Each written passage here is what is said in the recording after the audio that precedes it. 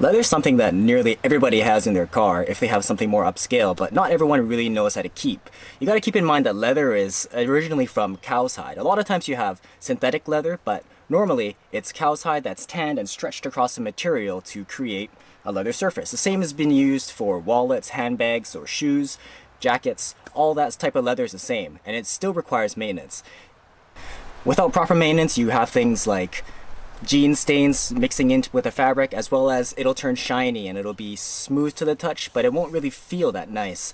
Unfortunately, not a lot of people know how to deal with it, which is why I'm making this video to show you guys how. And actually, it's a pretty simple process. You're gonna only need a few things.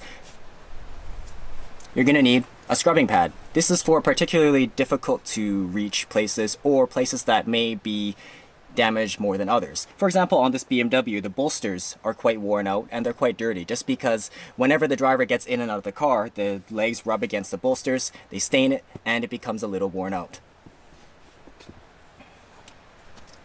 Next thing you're going to need is a couple microfibers. You're going to be using these a lot with car detailing, so try to pick up a few and reuse them if you need, but as soon as they get relatively dirty, they start to pick up things that don't wash out, then you should throw them out and get new ones.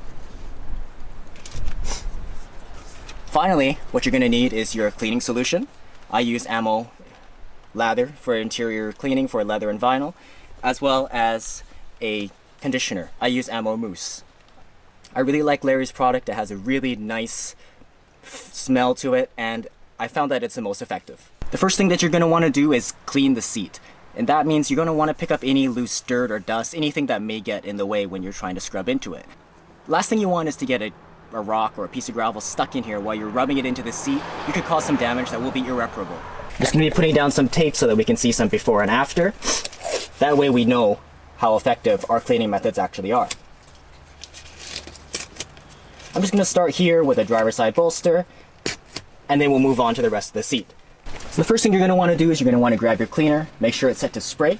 Spray a couple times on your microfiber cleaning pad, and another time on the affected area. And you just want to scrub at it. You don't need to use a lot of force, but you don't need to use a whole lot of force when you do this, so try to be careful not to apply more than necessary. It's back and forth a bit.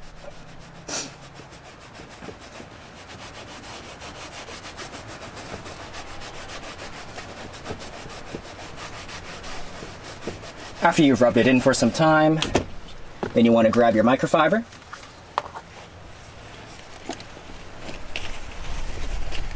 and wipe away. Pulling off the tape, we can see there's an immediate difference between what was cleaned and what was not cleaned. This side looks almost new now. Aside from a little bit of wear and tear that won't be able to be fixed by cleaning, it looks pretty good. If the first pass doesn't do it, then you could always feel free to go attack it again with the same method until it looks good enough for you. I'm going to go ahead and do the rest of this, and we'll get back to you to talk about this part and here.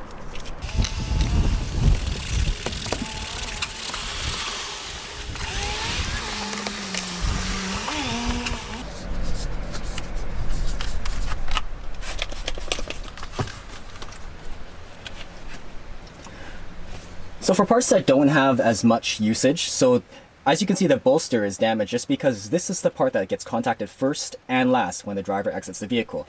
Places like this don't see as much immediate damage just because your legs are just resting on top of it. You're not actually putting that much pressure on. So with that in mind, you can skip this thing and just use a microfiber.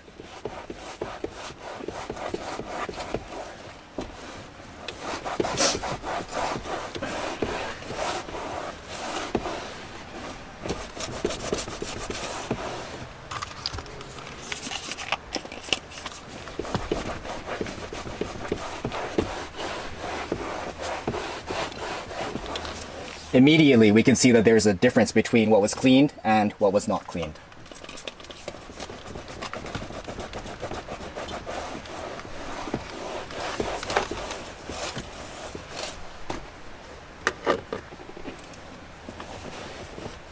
The reason that I elected to go with a microfiber instead of with the scrubbing pad for this one is just merely because with detailing you want to go with the least aggressive approach possible. If you can get the same results with using less pressure, you may as well do that, because it doesn't make sense to always use something that's overpowering and possibly damage what you're working on.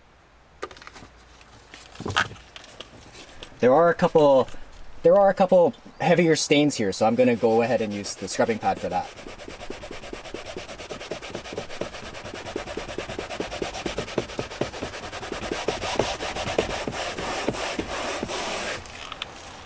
And we'll just wipe it away.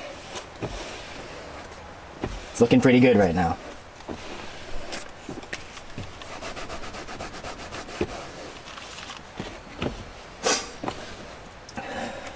I'm going to go ahead and finish the rest of the seat, and we'll get back to you for the next step.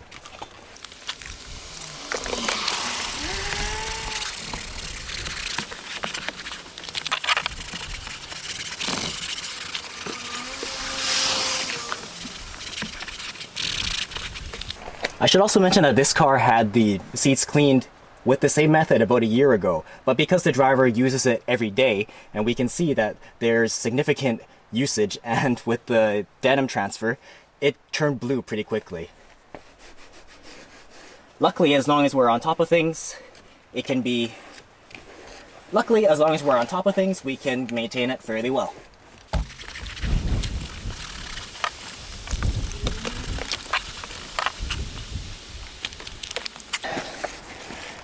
After we're completely done working on the car, we're going to want to move on to the next step, which is the conditioning.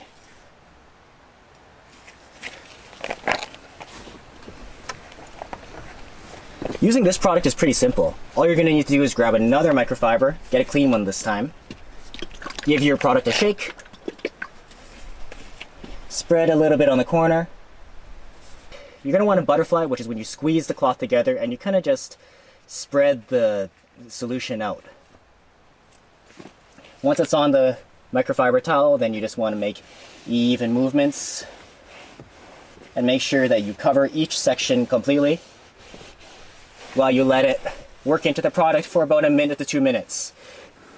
Now, how long you leave it really depends on the ambient temperature, as well as how worn the material is. A seat that's more worn may require more time for the material just to sit in.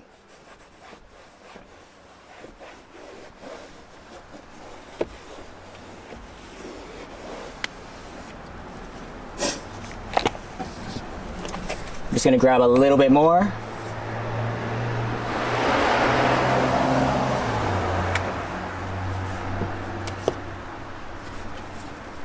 Butterfly it again, and move on to the seat back.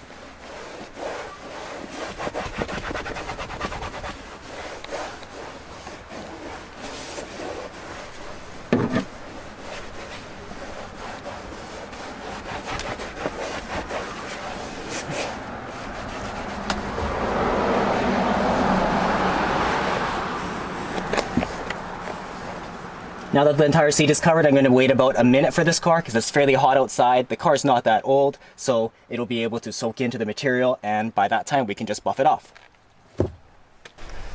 Now that it's been about 1 minute, I've grabbed another microfiber. This one's different from the previous two that I used, and I'm just going to go and, in the same order that you apply the product, I'm going to be wiping it off.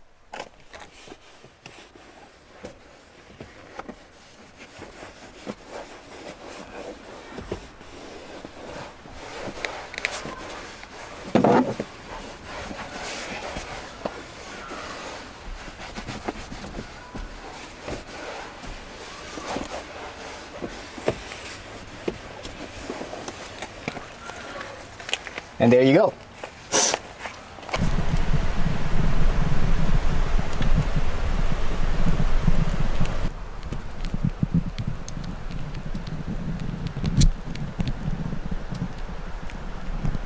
I should also mention that the exact same methods can be used to clean the steering wheel. I'm going to go ahead and clean one side, and we'll do a before and after just to show you what it looks like. With the steering wheel, you definitely want to use a scrubbing pad. The reason for this is because the steering wheel is in constant contact with your hands, and your hands, as you know, naturally secrete body oils. These body oils get built up into the steering wheel, and as you move your hand across them, they get pushed further down into the leather. That's why you need something a little stronger than just a microfiber.